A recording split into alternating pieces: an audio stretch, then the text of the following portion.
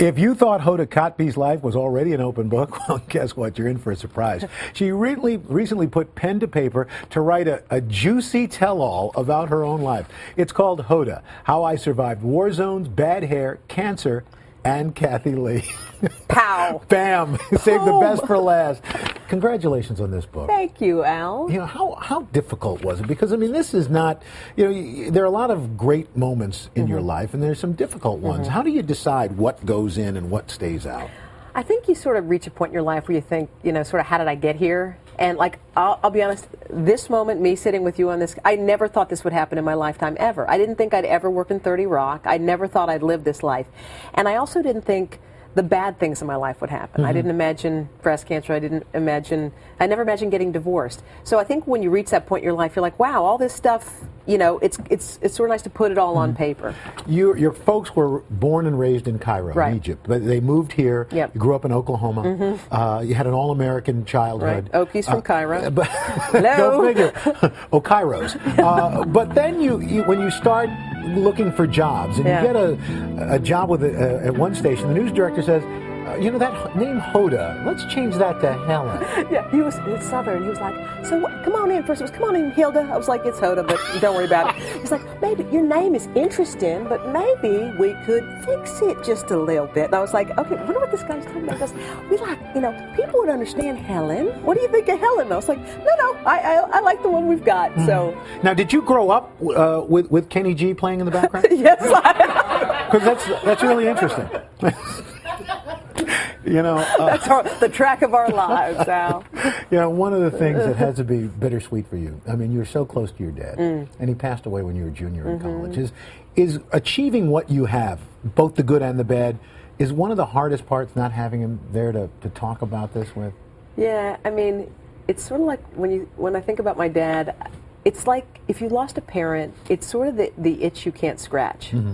No matter what you do in your life, he's not going to say, hey, you did good. Yeah. And there's a weird part of you, I think even as a grown-up, even now, that you sort of crave that. Yeah. And I think if you look, I guess, the positive side of that, it's the thing that sort of keeps pushing you because, I think at some point, I'm not sure if I'd be here working if he were alive because I might have been satisfied in the local market. I think my life is fine, but now you keep pushing yourself and you wonder what motivates you. And then you get the call to come to NBC and Dateline.